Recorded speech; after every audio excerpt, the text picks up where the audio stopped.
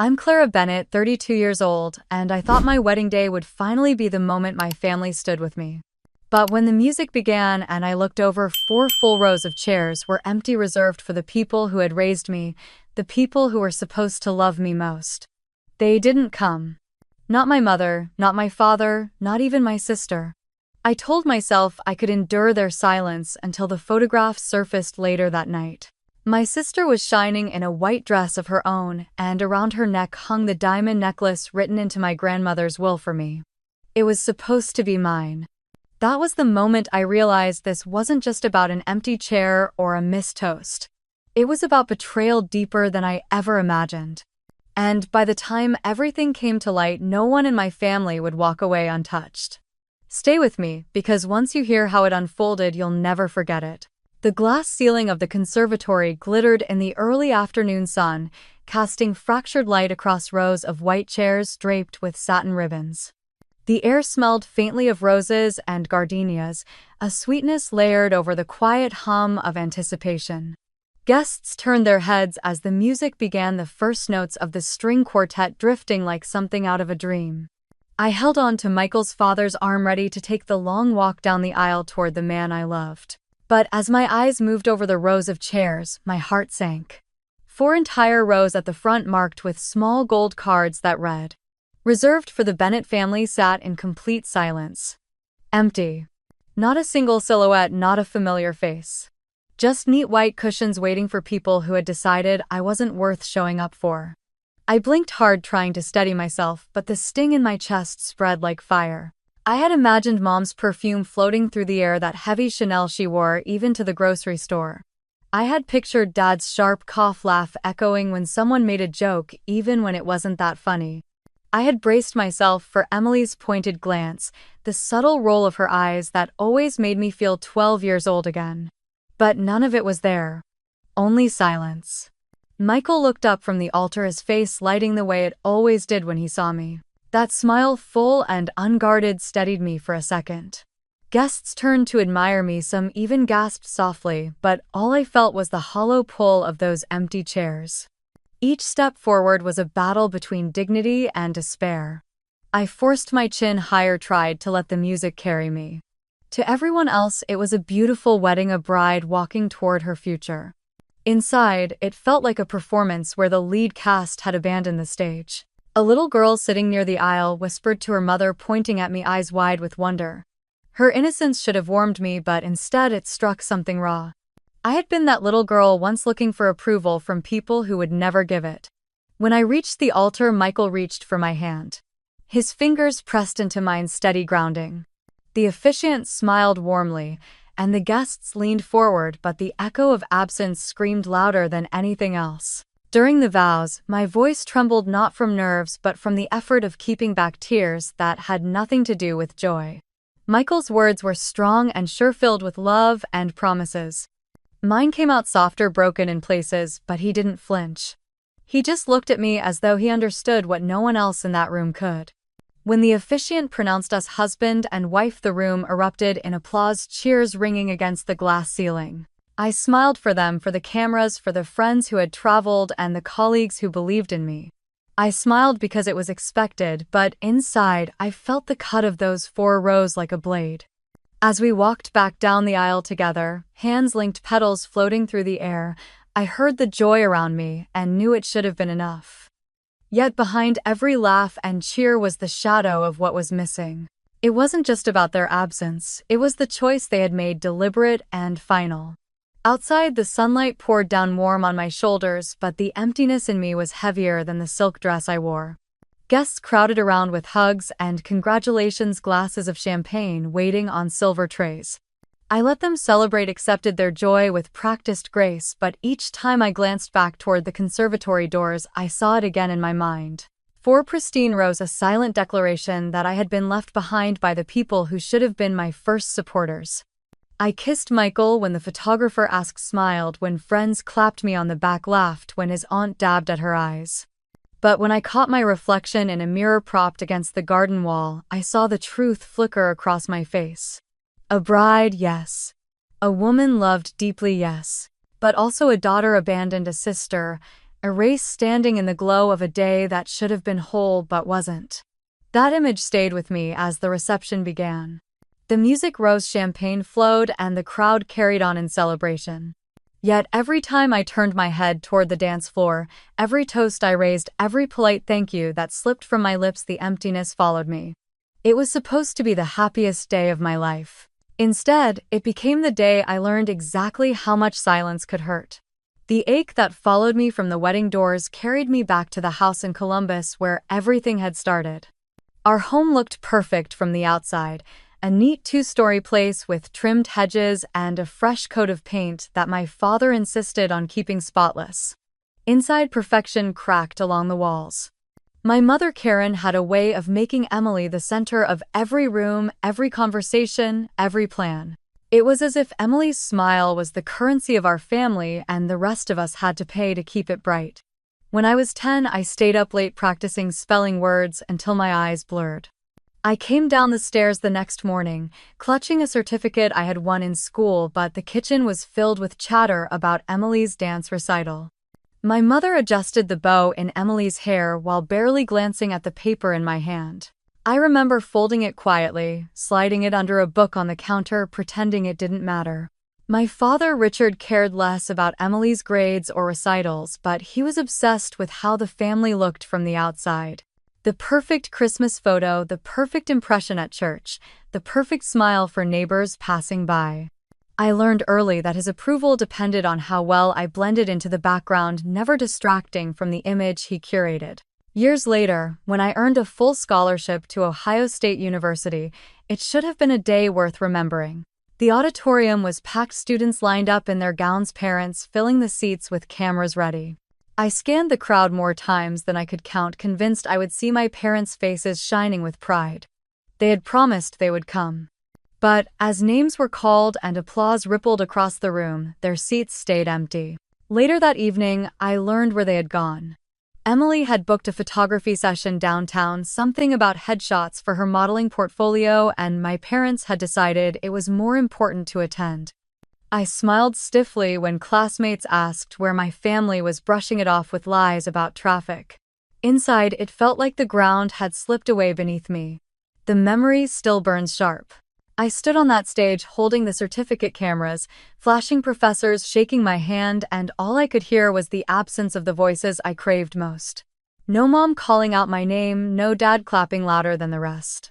Just silence again, and a chair with no one sitting in it. Hannah was the one constant through all of it. She lived 3 houses down, and from the moment we met in kindergarten, she became the sister I wished I had. She was there that night when I got home from the ceremony, sitting cross-legged on my bedroom floor eating popcorn from the bag, ready to listen. She let me cry until my throat ached, and then swore she would never leave me standing alone the way they had. Hannah saw things no one else did. She knew the sting of walking into our kitchen only to hear my mother gushing about Emily's hair, Emily's grades, Emily's friends. She had been there the day I got my driver's license when my father tossed the keys to Emily instead because he thought she should have the first try. Hannah whispered under her breath that one day I would outgrow all of them, that one day they would regret not seeing me. Her loyalty carried me through years of feeling invisible. She drove with me to campus when I was scared of moving into the dorms, carried boxes up 3 flights of stairs without a complaint, and promised she would come back every weekend. She meant it too. When I stumbled through my first heartbreak, when professors tore apart my papers, when the loneliness of being overlooked threatened to swallow me, she was there. Yet, even with Hannah's steady presence, I could not erase the scenes that replayed in my mind. I remembered the exact sound of Emily laughing on the porch with my parents while I sat upstairs studying. I remembered birthdays where Emily blew out candles while my gift sat unopened in the corner. The weight of those small betrayals stacked higher each year until they pressed down on me in ways I didn't fully understand. Sometimes I wondered if I had been born into the wrong family entirely, as if some clerical mistake had dropped me into the Bennett household where Emily belonged, and I did not. The thought was cruel, but it was the only way to explain the distance that never closed, no matter how hard I tried. The night after the scholarship ceremony, I overheard my mother on the phone with an aunt. She said Emily's photos had turned out beautifully, that the photographer thought she had real potential. I stood in the hallway holding the medal the university had given me and realized my achievements would never weigh as much in their eyes as a single picture of Emily smiling. Those moments hardened into scars, each one shaping the woman who would one day stand at her wedding and feel the cut of 4 empty rows. They were not new wounds. They were reminders of every time I had reached for them and found nothing but air. As the music played on at my own reception and laughter spilled across the garden, I carried those memories like stones in my chest. The pride I had once tried to earn was never coming not from them. And deep down I knew it had never really been about me at all. It had always been about Emily, and I had only ever been a shadow in her light. Michael had been the one person who never let me question my worth. From the first time we met at a small coffee shop near the Ohio State campus, his eyes carried none of the dismissiveness I had grown used to. He was a software engineer, practical and steady, the kind of man who noticed the little things and remembered them. When I doubted myself, he would look at me as if I were the most certain thing in the room. Planning a wedding with him should have been filled with joy. We chose Franklin Park Conservatory in Columbus because the glass ceilings reminded me of endless light of possibilities I still wanted to believe in. When the invitations were printed, Michael and I sat together at the kitchen table, carefully sealing each envelope. His parents called within days, thrilled, already talking about flights and hotel rooms. My family's responses came in shadows. I mailed the card to my parents first. A week later, my phone rang. My mother's voice was clipped, like she was calling from a place she did not want to be. She said, "We got it, we will see." No excitement, no congratulations. Not even a simple question about Michael. My father did not call at all. When I finally reached him days later, he mumbled something about work being busy, his words drifting like smoke gone before I could hold on to them. I sent Emily hers by courier, hand delivering it felt like more than I could handle. Days turned into weeks without a word. No text, no call, not even a half-hearted acknowledgement that I was about to begin a new chapter of my life. Hannah, who once promised never to leave me standing alone, hesitated in ways I could not ignore. She changed the subject when I mentioned the wedding, claimed she was busy when I asked her to help with plans. Her silences cut deeper than outright rejection. The only flicker of warmth came from Maggie, a cousin I rarely saw. She lived in Cincinnati and had her own busy life, but when she called me, her voice carried genuine happiness. She said she could not wait to come, that someone in the family needed to show up for me. It was a small spark, but it mattered. I tried to drown out the ache with fittings, tastings, and flowers, Michael beside me at every appointment. He joked with the tailor, offered to sample every cake, and squeezed my hand whenever he caught my smile faltering. He kept reminding me that this was our day, that love was not measured by how many relatives filled the seats. Still, I carried the weight of every empty promise. Then August arrived and Emily made her announcement. It came like thunder rolling across a quiet sky. Her engagement was declared with glossy photos on social media, a glittering diamond held up to the camera, her fiancé's arm draped around her shoulders. My parents commented within minutes, long paragraphs about how proud they were, how radiant she looked. The real blow came a week later when invitations for Emily's engagement party landed in mailboxes across the family. The date, written in gold lettering, was the exact same day Michael and I had set for our wedding. It felt deliberate, like a blade slid clean between my ribs. When I showed Michael, my hands shook. He read it twice, his jaw tightening, and said, "Of course she did." The fallout spread quickly. Relatives who had wavered on attending our wedding suddenly sent polite regrets, explaining they could not miss Emily's big moment. Friends of my parents called to say they had been invited to her party, voices tinged with embarrassment when they realized it clashed with my ceremony. Even Hannah posted a picture of Emily trying on dresses captioned with hearts. I told myself it was coincidence, that maybe Emily had not realized. But deep down I knew. She had always known how to turn the spotlight toward herself, and my wedding was no exception. I sat in the living room staring at her invitation, the date seared into my mind. Michael knelt beside me, his hand covering mine, and whispered that we would walk through this together. His certainty kept me upright, even as the silence from my family grew louder. As the weeks passed, I noticed how quickly the narrative shifted. My parents spoke of Emily's engagement as if it were the only event that mattered. When I called my mother to remind her of our ceremony, she sighed and said she would try to make both work, though her tone carried no conviction. My father avoided the subject entirely. It was as if they had decided one daughter's love was worth celebrating while the other's was an afterthought. I spent nights lying awake beside Michael, staring at the ceiling, wondering how many chairs would sit empty on the day I walked down the aisle. I had imagined family laughter, childhood memories blending with new beginnings. Instead, all I could see were rows of vacant seats, the same silence that had haunted me since childhood stretching into the most important day of my life. By the time fall crept in, I no longer expected calls or warm wishes.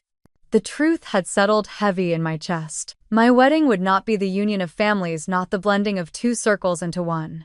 It would be a line drawn sharp between those who stood with me and those who chose not to. And as much as it broke me, I began to understand that love could not be forced into places it had never existed. The air inside the conservatory was sweet with the smell of roses and buttercream, the music soft and golden as Michael and I stood hand in hand before the cake. It was tall and elegant, 3 tiers of white with delicate sugar flowers curling along the sides. Our friends clapped and cheered when we picked up the knife together. For a moment, I let myself breathe in the joy of it, the laughter, the sound of glasses clinking, the way the lights shimmered across the glass ceiling. Then my phone began to vibrate against the table beside me. Once. Twice. Then again, insistent. I ignored it at first, thinking maybe it was a late guest who had lost their way. But the buzzing never stopped. Every time I set the knife down to steady my hand, it hummed again like it was clawing at my attention. When the first slice of cake was on the plate and Michael lifted it toward me, I risked a glance. My screen glowed with missed calls, one after another, all from the same number. My mother's name flashed like a warning I couldn't silence. 25 missed calls in less than an hour. The red notification bubble was stacked with texts. My chest tightened. What could possibly justify this on my wedding day? I tried to push it aside, smile for the cameras, lean into Michael's hand as he brushed a crumb from my lip. But the unease was a shadow that clung to me, whispering that something was wrong. I excused myself and slipped to the side of the room where the music was muffled and the guests were lost in their own conversations. My hand trembled as I unlocked the phone. The texts came in sharp bursts. "Where are you? You think this is funny? How could you? Answer me now." My mother's words were frantic, almost angry, as if I had done something to her, not the other way around. Then Maggie's name appeared on the screen. She wasn't one to call without reason, and when I answered, her voice spilled out fast and uneven. "Clara, oh my God, you need to know what's happening." I pressed my hand to my ear, straining to catch every word over the background noise of my own reception. She said she was at Emily's engagement party. My stomach dropped before she even finished the sentence. I could hear the din of voices behind her glasses clinking, the thrum of celebration. Maggie's voice shook as she told me what she'd just overheard. Our parents were standing in the center of the crowd, telling everyone that I had scheduled my wedding on Emily's big day out of spite. They were calling me selfish, dramatic, desperate to upstage my sister. The room around me blurred. My knees felt weak, the floor tilting under my shoes. Even here, even in the one place that was supposed to belong to me, they had found a way to drag me into their story, to paint me as the villain in front of people I had never even met. Maggie kept talking, her words rushing together. She said guests were whispering, shaking their heads, some even saying they felt sorry for Emily having a sister like me. I leaned against the wall, gripping my phone so hard my knuckles ached. The sound of laughter from my reception hall drifted toward me, cruelly out of sync with the storm Maggie described. I whispered thank you to her, though my throat was raw. She begged me not to let it ruin my day, said she would defend me to anyone who listened. But the damage was already done. My own parents had stood in front of strangers and chosen humiliation for me over silence. When I returned to the table, Michael caught my face immediately. He knew. He always knew. He pulled me aside, away from the flash of cameras, and asked what had happened. I told him in a voice so low it barely carried. His jaw set, his hand tightening around mine, anger simmering beneath the calm he tried to hold for me. We rejoined. The guests smiled when asked, posed for photos, but I felt like I was moving through fog. Each laugh, each cheer seemed to echo the whispers I couldn't hear but could imagine. Selfish, jealous. A shadow clawing for light. Later, when the band played our song, and Michael pulled me close, I let my head rest against his chest, but my eyes stayed fixed on those empty rows of chairs near the front. 4 long rows reserved for a family who had chosen not only to abandon me but to weaponize my absence. The night stretched on, and though I danced, though I thanked friends for coming, though I held Michael's hand as if it were the only thing anchoring me, the truth pressed harder against my ribs. On the day meant to celebrate love, I was still being cast as a rival. And I knew this wasn't the end. If they could tarnish me here on this night, they would not stop. I walked out onto the terrace for air, the city lights flickering against the glass walls. The phone was still heavy in my hand, the unanswered messages sitting there like stones. I thought of Maggie in that crowded room, standing alone as she listened to the lies unravel. I thought of my parents smiling as they slandered me to applause. Inside, Michael was waiting, his smile steady, his arms ready. But outside, beneath the night sky, I felt the split more clearly than ever. My wedding had not only revealed who stood with me, it had revealed how far my own blood would go to erase me. The cool air wrapped around me as I stood on the terrace, my phone still warm in my hand from Maggie's call. I thought she might let me breathe for a while, give me a moment to collect myself, but the screen lit up again. This time it wasn't another call. It was a message. I opened it, and the picture that filled the screen made my breath stop short. Emily stood in the center of the engagement party, a glass raised in her hand, her lips caught mid-laugh. Her dress was white, not just ivory or champagne, but a bold bridal white that shimmered under the lights. Around her neck hung a diamond that seemed to catch every glint of the chandelier above. I knew it instantly, the way you recognize something tied to your own blood. Carter's tear. My grandmother's necklace. The sight of it felt like ice in my chest. That necklace had been the only heirloom my grandmother, June Carter, left behind specifically for me. In her will written in 2018, she had written my name with such care, as if she wanted to make sure no one could mistake her wishes. She had said it belonged to me, that it was meant to remind me of her strength and her love, that it was a piece of her heart I could carry into every chapter of my life. I remembered the day my mother told me it was gone. She had said it casually in the kitchen one evening, her back turned as she washed dishes. The clasp broke, she said, and the diamonds had loosened.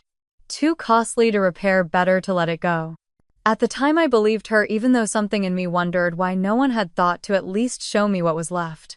But the trust I had then felt like a foolish child's hand placed in fire. Now I saw the truth glittering on Emily's throat, worn as if it had always belonged to her, displayed to a roomful of people who would never know the betrayal etched into every facet of that diamond. I wanted to scream, to hurl the phone into the night, to shatter something just to match the way my insides felt. But I couldn't move. Michael slipped out behind me, his hand brushing my arm. "Clara, are you all right?" he asked softly. I tilted the screen toward him, unable to find the words. His eyes narrowed as he recognized what he was seeing. "That's your grandmother's necklace, isn't it?" I nodded, the lump in my throat too heavy to let sound escape. He pulled me against him, his jaw tight with fury. "They stole it from you." His voice was low, dangerous. "They knew it was yours." I thought of my grandmother's hands, how they used to tremble when she fastened that very necklace around her own neck on Christmas Eve or Easter Sunday. She used to say it was a piece of history, something carved out of sacrifice and grit, passed down through her family so that the women who wore it would always know they came from strength. She had looked at me once, her voice frail but steady, and told me it would be mine one day. And now, instead of keeping her promise alive, my parents had buried it in lies, feeding me stories about broken clasps and repair costs, all so Emily could drape herself in what was never hers. They hadn't just stolen jewelry. They had stolen my grandmother's voice, her memory, her final gift to me. Maggie texted again, her words tumbling across the screen. "I'm so sorry, Clara." I couldn't stop staring at it. I wanted to rip it off her neck. "Your mom is telling people it was always Emily's." The fury inside me turned sharp. Always Emily's. as if I had been erased from the will, from memory, from the truth itself. It wasn't enough that they hadn't come to my wedding. It wasn't enough that they had lied to guests about me. Now they were rewriting history, twisting even the dead's wishes to make sure Emily shone while I disappeared. Michael's hand stayed firm against my back, but I felt my whole body stiffen with a cold clarity. I thought I had known betrayal, but this was different. This wasn't just about favoritism or missed ceremonies or cold shoulders. This was theft. It was deliberate, planned, and cruel. The music from inside drifted faintly through the glass, people laughing and calling for us to dance. I should have gone back in. I should have let the night belong to the joy we had built. But my heart was elsewhere, trapped in the photograph of Emily's smile in the diamonds that had once been a promise to me. I scrolled back through the messages, reading my mother's frantic words again, now clearer in their meaning. Answer me now. Where are you? You think this is funny? She wasn't panicking because she missed me. She was panicking because she knew the picture would make its way to me, because the lie she had spun was unraveling. Michael kissed the top of my head, grounding me, but even his warmth couldn't push away the ache.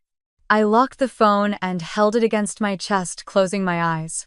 For years, I had swallowed the slights, the favoritism, the empty seats, the laughter at my expense. But this was different. This was mine, and they had stolen it. Inside, my guests were waiting. Outside, I stood in the shadows with the truth pressed against my ribs. I knew in that moment that nothing between us would ever be the same again. Back at the hotel, the satin of my gown dragged softly against the carpet as I closed the door behind me. The room smelled faintly of roses from the bouquet I had set on the dresser earlier that day, but the sweetness turned cloying now. I slipped into the bathroom, the only place that felt small enough to hold the storm inside me. The tile was cold through the thin soles of my shoes as I lowered myself onto the edge of the tub, my phone gripped tight in my hand. The voicemail icon blinked insistently, a red reminder I could not ignore. I pressed play, holding the phone close. My mother's voice filled the silence, familiar and foreign all at once. "Clara, this is your mother." I wanted to call and say congratulations. The words sounded stiff, as if she had plucked them from a script. Her tone shifted quickly, clipped, practical. "I also wanted to tell you I gave the necklace to Emily. It looked so perfect on her, and I didn't think you would mind. Don't make a fuss about it. It's only jewelry after all." I felt my throat tighten, but the message kept rolling on. "You should really try to be supportive. Emily's engagement is such a big moment for our family. By the way, could you help order an additional cake for her party? They underestimated the guest list, and you're so good with those details. Call me back when you can." The voicemail ended with a faint click, leaving me staring at the dark screen as if it might offer some other explanation. My hands shook as I replayed it, listening again to the breezy way she dismissed what had been promised to me, what my grandmother had pressed into the fabric of her will. "Only jewelry." The phrase cut deeper than any outright insult could have. The diamonds weren't only jewelry. They were my grandmother's hands fastening the clasp behind my neck in the mirror of her bedroom when I was 8. They were her laughter when I asked if I could wear it to a school play. They were her final words about strength and dignity, written carefully into her will. My mother had stripped all of that away, reduced it to a trinket she could pass along to Emily without hesitation. Tears blurred my vision, but I refused to let them fall. Instead, I pressed record, saving the voicemail to a separate folder. My thumb hovered for a moment before labeling it simply evidence. I sat there in silence, the dress pooling around me like some forgotten costume, and scrolled through the photos Maggie had sent. Emily's smile, the necklace catching the light, the crowd clapping around her. Then I scrolled through the texts from my mother, the frantic demands, the threats wrapped in maternal authority. I saved them all one by one, creating a trail that could not be denied. Michael knocked gently on the door. "Clara, are you all right?" I cleared my throat, forcing my voice steady. "I just need a minute." He didn't press. That was one of the things I loved most about him. He knew when to hold me close and when to let me breathe. When the silence stretched again, I let my head fall into my hands. The weight of the gown pressed down on my shoulders, the sequins scratching against my skin, but I didn't move to change. I wanted to feel every ounce of discomfort as if the fabric could anchor me in the reality of what had just happened. For so long, I had told myself their slights were misunderstandings, their neglect unintentional. But this was deliberate. My mother's own words sealed it. She had taken what was mine and given it away, then asked me to help polish Emily's celebration, as if I were nothing more than an event planner hired to serve. I replayed the voicemail once more, each word striking harder than the last. The hollow congratulations, the dismissal, the request. By the third time, my tears had dried into something colder. The ache inside me sharpened into resolve. I would not confront them tonight, not in this gown, not while the echoes of my own vows still hung in the air. But I would not forget, and I would not forgive. The evidence I had saved was only the beginning. I locked my phone and set it on the sink, the glass counter catching the pale glow of the chandelier overhead. My reflection in the mirror startled me. The makeup had smudged at the corners of my eyes, but beneath it my face was steady, almost calm. I looked like a woman who had lost something precious, yes, but also like a woman who was beginning to understand exactly what she had to do next. The hum of the city outside filtered faintly through the window. Life went on, cars moving, people laughing, the world unaware that one family had just cut itself in two. I inhaled deeply, my chest rising and falling with a rhythm that no longer felt fragile. I gathered the train of my dress and stood, the lace brushing against the cool tile. One step toward the door, one step back to the world that waited beyond this bathroom. My decision was already made. If I could not be their daughter in love, then I would be their reminder in truth. When I opened the door, the room was quiet except for the soft shuffle of Michael setting aside his jacket. He looked up at me, questions in his eyes, but he didn't ask them.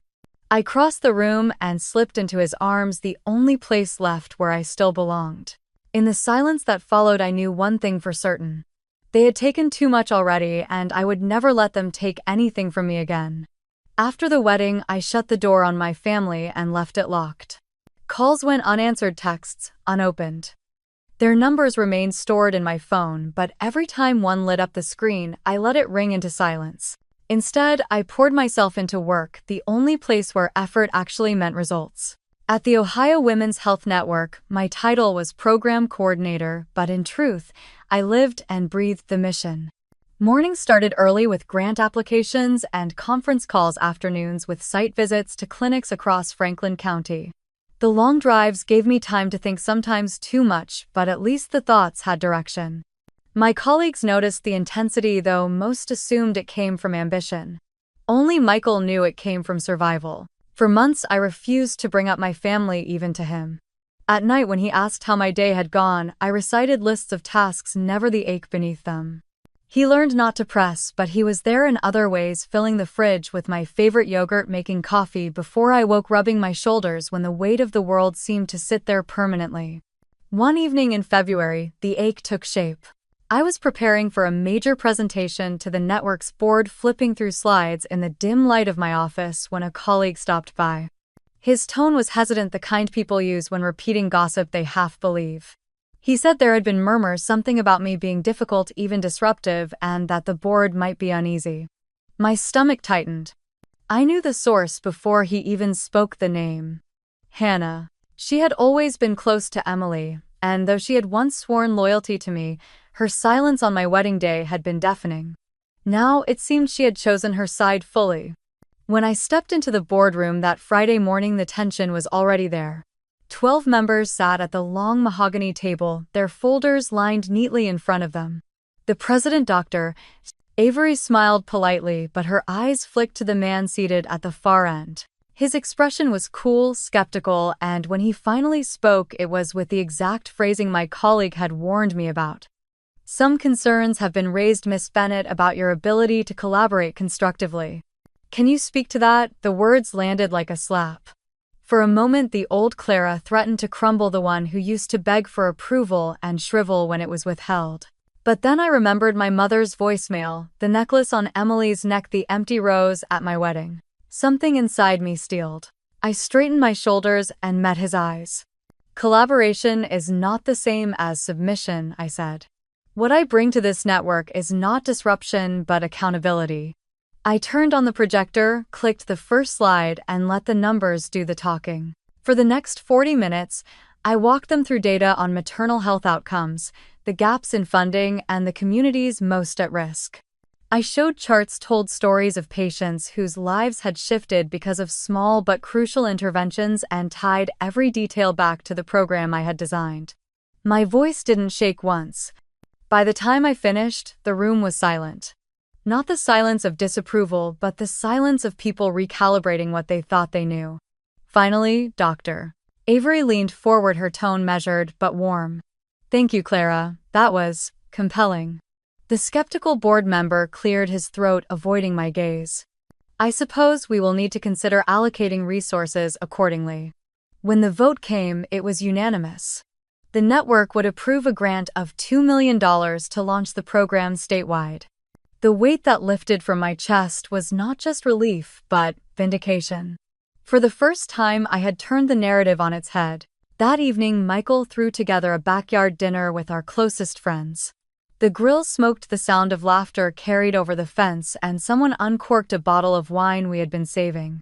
Sitting there, under string lights, the night air cool against my skin, I looked around at the faces gathered. These were not people bound to me by blood, but by choice. My chosen family. Sunday dinners became a ritual after that. Sometimes it was pot roast, sometimes simple pasta, but always the same circle of support. No silent judgments, no shifting loyalties. Just people who showed up week after week because they wanted to. One Sunday, Maggie joined us, her presence, a quiet bridge to the past. She squeezed my hand across the table, her eyes filled with apology she didn't need to speak. We were both learning what it meant to carve a life separate from the expectations we were born into. At work, my confidence grew. When I walked into meetings now, I didn't shrink into corners. I claimed space. The rumor Hannah had seeded lost its power, replaced by the results I delivered. And in private moments, when doubt tried to creep back in, I reminded myself of that boardroom, the hush that followed my final slide, the look on the skeptic's face when the vote turned in my favor. Standing there had felt like standing at the edge of a cliff, wind battering me from all sides. But instead of falling, I had planted my feet, lifted my chin, and turned the gale into proof of my strength. For the first time in my life, I understood what it meant to protect myself, not by hiding, but by speaking, by standing tall, by refusing to be erased. And once I had felt that, I knew I would never go back. Late one evening, after another long day at the office, I found myself sitting cross-legged on the living room floor with an old cardboard box pulled from the back of my closet. It was the box I had carried with me through every apartment, every move, and every season since Grandma June passed. For months I had avoided it, telling myself I didn't have the time or the strength to look. But that night, with Michael already asleep and the house quiet except for the hum of the fridge, I felt the urge to finally open it. Inside were envelopes, yellowed at the edges, recipe cards written in her neat cursive, a stack of photographs bound with a rubber band that had nearly snapped. I sifted through them slowly, letting the scent of lavender sachets she used to tuck in drawers fill my memory. At the bottom, beneath a pile of church bulletins and greeting cards, I found a manila folder. My hands shook as I pulled it out. I knew what it was before I even opened it. Grandma's legal documents. There, sandwiched between insurance forms and medical bills, was a scan of her will dated 2018. I spread it open on the floor, my heart pounding, and read each line carefully. When I reached the section marked personal effects, my breath caught. It was written in black ink, perfectly clear. The diamond necklace, known as Carter's Tear, shall be given to my granddaughter Clara Bennett on the occasion of her wedding day. It was not vague, not implied, not up for interpretation. It was mine. For years my mother had told me the necklace was broken, that it had been tucked away, unusable, lost to time. And yet there it was, written into Grandma's wishes with absolute clarity. My chest tightened with a mixture of rage and vindication. I sat there on the rug, staring at the words until they blurred. At last I had proof that I had not been imagining things, that I had not been selfish or demanding. It had been promised to me legally and lovingly. As if the universe wanted to sharpen the blade further, my phone buzzed. It was a message from Maggie. She had been sorting through old files of her own, she said, and had come across something that might matter. Attached was a photo of a signed document dated June 2022. My mother's signature sat at the bottom in blue ink. The text above was brief and chilling. Loan of necklace Carter's tear to daughter Emily Bennett for engagement celebration. Must be returned to estate holder Clara Bennett after event. The room tilted. I read it again, then a third time. Loan. Must be returned. It wasn't even an oversight or a misunderstanding. They had known it was mine. They had acknowledged it in writing. And still Emily had draped it around her neck as though it belonged to her, parading it across a ballroom full of guests while my mother smiled beside her. I pressed my palm against my mouth, torn between laughter and tears. After all the lies, after all the years of being told I was dramatic or difficult here, it was in black and white. Proof that I had been wronged not once, but deliberately. My first instinct was to call Michael to wake him and show him what I had found. But I stopped myself. Instead, I sat in the quiet, letting the paper rest against my knees, letting the weight of it settle. For the first time since my wedding, I felt the power shift. I was no longer the girl begging to be seen. I was the woman holding the evidence they had hoped I would never discover. I tucked both documents carefully into a new folder, labeling it in bold letters legal. Then I placed the folder in our safe, locking it behind steel and combination. My hands were steady now, my breath even. The next morning over coffee, I slid the folder across the kitchen table to Michael. He opened it, scanned the pages, and looked up at me with a slow nod. "This changes everything," he said. "I know," I whispered. For the rest of the week, I carried myself differently. At work, my colleagues noticed the calm confidence in my stride. At dinner with friends, I laughed more easily, no longer weighed down by the endless cycle of doubt. Inside, something fundamental had shifted. I was not powerless anymore. I had proof.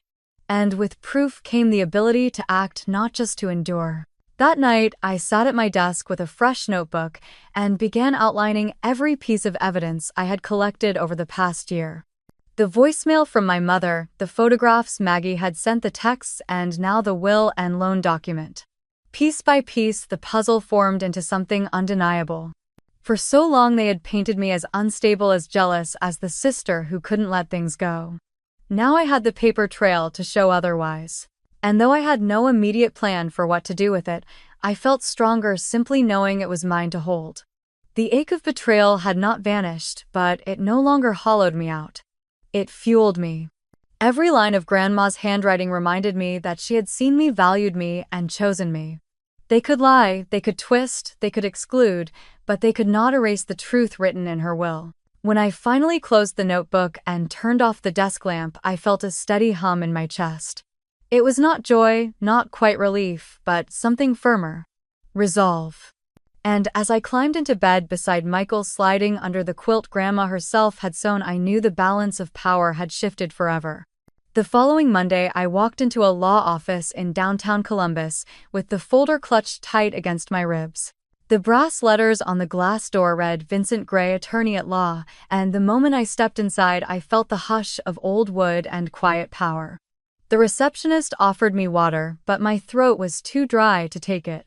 Minutes later, I was ushered into a corner office where shelves of thick books lined the walls and framed diplomas hung neatly above a leather chair. Vincent Gray was older than I expected, with silver hair brushed back and a voice that carried both patience and weight. He motioned for me to sit and asked calmly what had brought me there. My hands trembled only once as I slid the folder across his desk. I told him everything. The will. The loan document. The necklace displayed at my sister's engagement party. The voicemail from my mother. I spoke carefully, steadying myself when anger threatened to crack my voice. Vincent listened without interrupting, his eyes scanning the pages, his pen tapping against his notepad. When I finished, the room felt still. He adjusted his glasses and leaned back. "This is not ambiguous," he said firmly. "Your grandmother's will gives you full ownership. The document your mother signed makes it clear the necklace was only loaned to your sister. Keeping it now is unlawful possession of inherited property." The words settled deep in my chest, sharp but solid. Unlawful possession. For years I had been made to feel petty, childish, dramatic. And now here was a lawyer telling me the truth was not only valid but legally undeniable. He looked at me closely. The question is, Clara, how do you want to proceed? We can request its return quietly through formal notice without public attention. Or we can file openly and it will be a matter of record. It will not stay hidden. I thought of my mother's voicemail telling me not to make a fuss. I thought of my father standing silent while Emily wore what was mine. I thought of the laughter in that engagement hall, guests clapping as Emily sparkled in my necklace. For once, silence was not an option. I lifted my chin and met his gaze. I want it public. Vincent nodded once as though he had expected that. Then we will begin. When I left his office, the sunlight on High Street felt different. The air was crisp, early spring cutting across my skin, and yet I felt warmer than I had in months. My steps were steady, each one carrying the weight of a decision I could not take back. I no longer carried only pain. I carried purpose. That weekend, I attended a charity gala at the Franklin Park Conservatory, one of those events where women in sequins balanced champagne flutes and men spoke too loudly about golf. Normally, I would have stood in the corner making polite conversation and leaving early. But Michael encouraged me to go, reminding me that not every room was hostile, that some doors could open to allies. It was there I met Phoebe Lane. She was younger than most of the donors, her dress simple compared to the glittering gowns around her. But she had a presence that drew people and a curiosity that made her eyes light up when she listened. We found ourselves side by side at the silent auction table, both pretending to debate on bidding for a weekend in Hocking Hills. She asked what I did, and when I told her about my work at Ohio Women's Health Network, she smiled. I cover society and philanthropy for the Columbus Herald, she said. My job is to notice what people don't say out loud. Something in her tone made me pause. She leaned in slightly. The best stories are the ones hidden just beneath the chandeliers. I sipped my drink, the bubbles catching in my throat. I didn't spill my secrets, not then, but I let slip a thread. Families are complicated, I said quietly. Especially when inheritance and reputation mix. Her eyes sharpened, but she didn't press. Instead, she told me about her father's business that had crumbled because of backroom deals and how she had promised herself never to look away from hypocrisy, dressed in pearls. She laughed, then soft and genuine, and I found myself relaxing in her company. When the auction ended, she scribbled her number on the back of the program and pressed it into my hand. For coffee, she said. For the stories no one else wants to hear. That night, as I laid the program on my dresser, I realized I had found something rare. A friend who might one day help me shine light where my family had only cast shadows. Driving home from Vincent's office earlier that week had given me resolve. Meeting Phoebe gave me perspective. Alone I could fight. But with the right allies, I could win. By the time the weekend faded, I had tucked both the lawyer's business card and Phoebe's number into the same place in my wallet. Different tools, different paths, but both leading to one outcome. I would not let them write the ending to this story. As I closed the folder again late Sunday evening, my reflection in the darkened window staring back at me, I whispered it out loud for the first time. No more silence. Summer heat clung to the streets of Cleveland as the city buzzed with whispers of the Harper wedding. Emily's engagement had already made the society pages, and now her ceremony at Harper Mansion was set to be the spectacle of the season. The mansion rose like a palace on the lakefront, draped in flowers and satin ribbons, limousines sliding to a stop under the carved stone archway. Photographers in black suits swarmed the steps, their cameras flashing each time a guest stepped out. I was not invited, of course. My name had been erased from the guest list months ago, but I did not need a seat at one of the glittering tables to make my presence known. My work had been done in quiet meetings, in the signing of legal documents, in the weight of my attorney's voice, as he assured me the law was clear. On the morning of the wedding, I received a message from Maggie. Short, almost hurried. Jewelry photos scheduled at 2:15 the bridal suite. Be ready. My heart thudded as I read it, the words carrying the force of everything I had carried since that night of my own reception. I tucked the phone away, steadying myself. Vincent had already prepared the documents. A formal demand for the return of inherited property signed and sealed, carrying enough legal weight to shake even the grandest ballroom. We had agreed it would not be handed to Emily directly. It would go to the people who ran the show, the planner, and the venue, those who understood liability better than loyalty. At precisely 2 o'clock, Vincent arrived at the mansion. He wore a dark suit despite the heat, his briefcase swinging at his side. No one questioned him as he crossed the manicured lawn as if authority itself had opened the door for him. Upstairs, the bridal suite was chaos. Hairsprays, hissed, makeup brushes swept, and Emily stood in front of a full-length mirror in her gown, satin pooling like spilled milk across the carpet. Around her, bridesmaids fluttered, fussing over hems and curls, their laughter filling the room. On the vanity lay the necklace, Carter's tear glinting cold under the bulbs. The photographer lifted his camera, preparing to capture the heirloom draped around Emily's neck. That was the moment Maggie had timed. Before the shutter clicked, the door opened. The planner stepped inside, her smile faltering as Vincent followed behind. In his hand was the letter.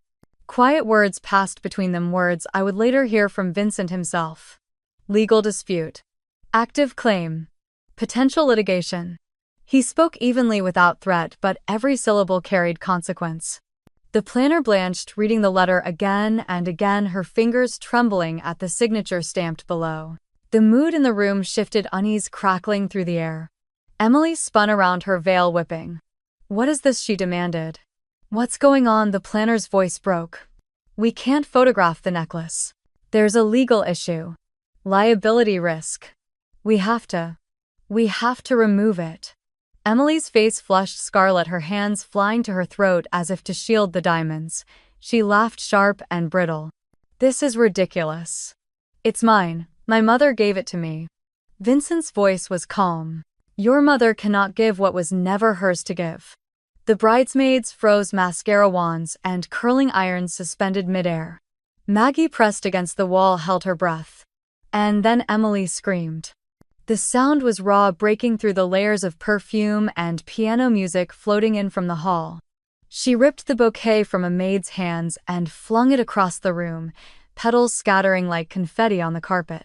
Tears welled in her eyes, fury twisting her features. She clawed at the clasp, yanking the necklace free so violently it left a red mark along her collarbone.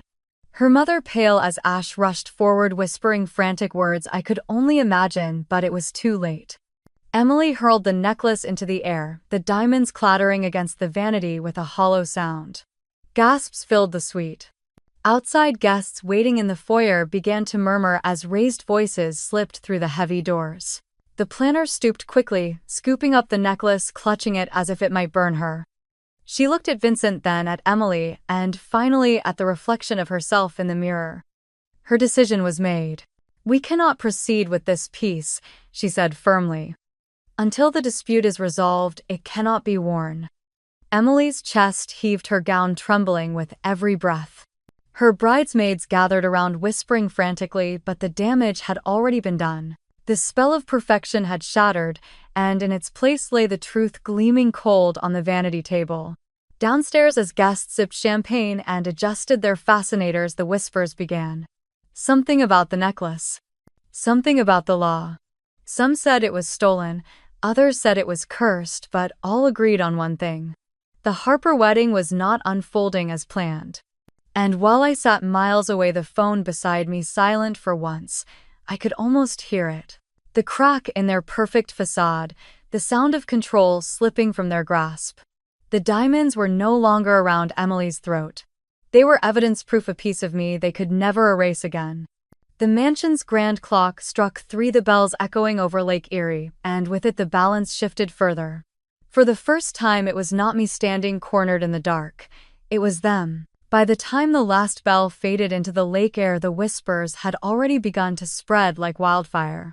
Guests who had witnessed Emily's breakdown in the bridal suite carried fragments of the story into the ballroom, weaving it into something bigger with every retelling. Phones buzzed on tables, notifications piling up, photos leaking out faster than anyone could control. The first image that took hold came from a distant cousin, a girl barely out of college, who had captured Emily in her dress just before the ceremony. In the picture, Emily's makeup was flawless, her smile stiff, but what drew every eye was the absence of sparkle at her collarbone. The caption was harmless enough, 3 question marks under the photo. Still, those marks carried more weight than 1,000 accusations. By midnight, the image was circulating through private group chats, then spilling into public feeds. Cleveland's social circle thrived on gossip, and few stories traveled faster than a scandal inside one of its oldest families. The next morning, Phoebe Lane called me directly. I was standing in my kitchen, coffee cooling in my hands, when her voice slid through the receiver, sharp and energized. She told me her piece was already written, already scheduled. The headline read, "Not all that glitters belongs to the bride." She assured me she had kept my name out of it.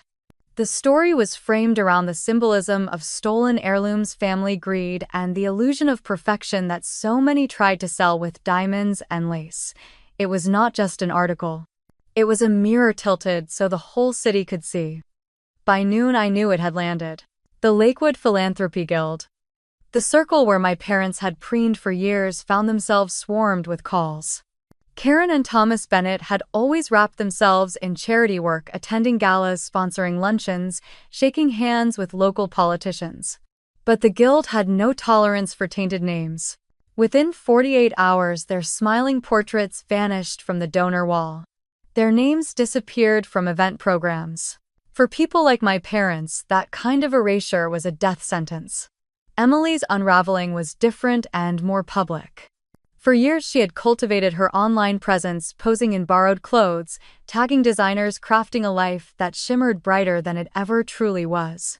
But sponsorships were fickle, dependent on flawless optics. By the end of the week, one brand announced the termination of her contract, citing their commitment to integrity. 2 others quietly pulled scheduled campaigns. A Los Angeles trip meant to cement her place in the influencer market evaporated overnight. Her carefully built world collapsed, not in flames but in silence, contracts rescinded, calls unreturned. Hannah's exposure came almost like an aftershock. At first, she moved quickly, trying to spin the story, pointing blame elsewhere, dismissing the rumors as exaggerations. But in public relations, credibility is oxygen, and hers leaked fast. Screenshots surfaced, time-stamped emails, little fragments that painted her not as a fixer but as an instigator. She had seeded lies about me into circles that now saw her as toxic. Clients withdrew. Colleagues avoided her. By the end of the month, her name no longer held weight in the offices she had once ruled with easy confidence. I should have felt triumphant, but what settled over me was quieter. I sat in my office at the Ohio Women's Health Network, watching sunlight stretch across the floor, and realized the dominoes were falling without my push. All I had done was hold the line, refused to yield. The rest was gravity, truth catching up to those who thought it would never find them. Still, there was a moment that broke through my composure. It happened one evening when Vincent asked me to stop by his office. The city was hushed under twilight, and his desk lamp cast a golden glow against the dark windows. He said nothing at first, only slid a small black velvet box across the polished wood toward me. My fingers trembled as I lifted the lid. Carter's tear gleamed from its satin nest, the diamonds scattering shards of light that caught against my skin. I had imagined this moment 100 times, but the reality struck deeper. It was heavier than I remembered, heavier than any necklace should be, as if carrying the weight of promises made and broken, of silence, endured and finally shattered. For a long while, I could not breathe. My throat closed, eyes burning, as I traced the delicate setting with the tip of my finger. Vincent's voice broke the silence, calm and certain. "It is yours, Clara. Legally, rightfully, unequivocally." The words anchored me. I closed the lid gently, pressing my palm flat against the velvet. The necklace was not just jewelry. It was history, inheritance, proof that truth had a place even against years of lies. It was the return of something that had been stolen, not just from me but from the version of myself that had believed I was powerless. When I left his office, the city lights blinking across the skyline, I carried the box pressed tight against my chest. Each step felt steadier, rooted in something I had never known before. Justice, I realized, was not loud. It was not a parade or a roar. Sometimes it was the simple weight of a velvet box in your hand, the knowledge that you had not been erased after all. That night back home, I placed the box on my dresser. I opened it once more, letting the diamonds catch the lamplight scattering prisms across the room. The reflection danced on the walls, flickered across the quilt Grandma had sewn, glinted in the mirror until it almost seemed alive. I touched the pendant one more time, not to claim it but to acknowledge it, to let it remind me that I had survived and that the truth once buried now lived in the open.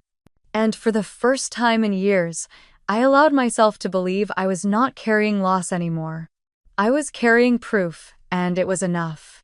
The silence that followed was not empty. It was thick, deliberate, and every bit as sharp as words I never spoke. After the article, after the photographs, after Emily's public collapse, my parents began their campaign. Calls arrived in the middle of the night, emails thick with phrases like family name and dignity, letters on heavy stationery delivered by courier. When none of it earned a response, they turned to lawyers. The first letter I received demanded the return of Carter's tear to preserve family honor. The irony would have made me laugh if it had not been so bitter. I placed the envelope in a drawer unread beyond the first line. More followed, drafted in colder language, written to intimidate. I did not reply to a single one. Each silence was a choice, a refusal to step back into the script they had written for me since childhood. The more they pushed, the easier it became to ignore. Instead of answering, I poured myself into work. At the Ohio Women's Health Network, my projects expanded beyond what I once thought possible.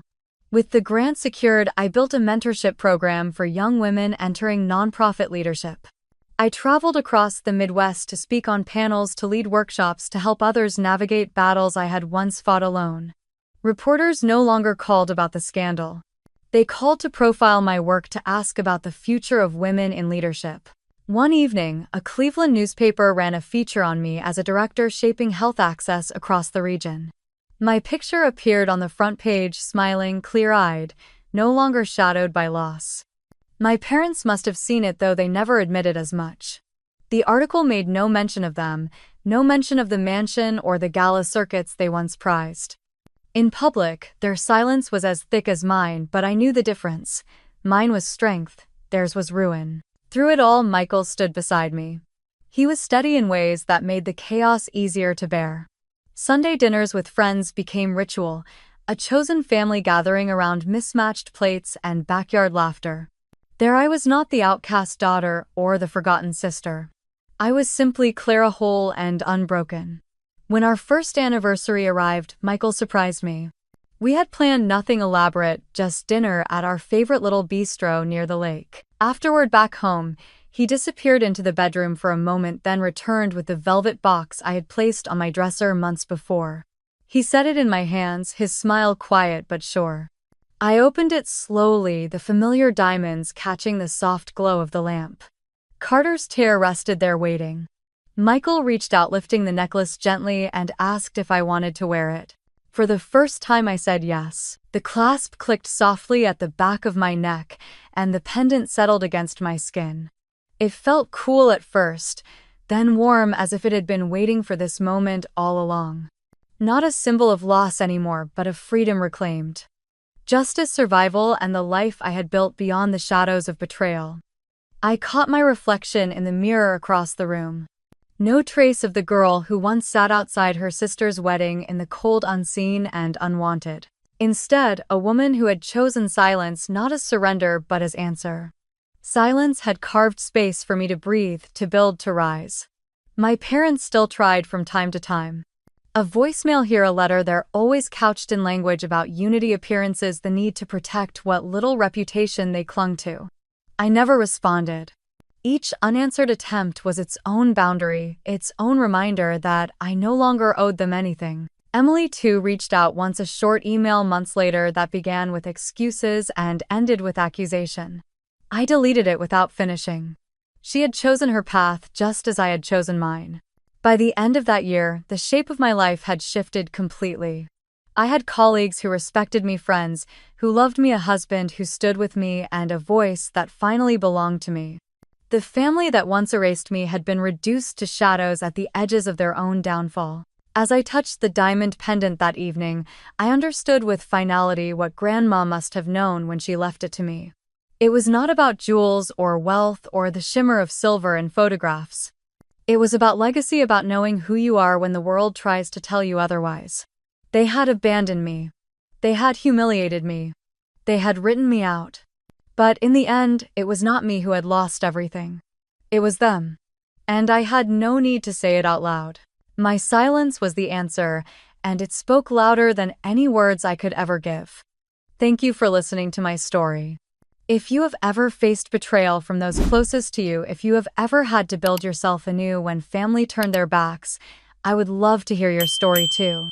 Share your thoughts in the comments, like this video if it spoke to you, and subscribe for more stories of justice, resilience, and the strength it takes to rise when no one expects you to.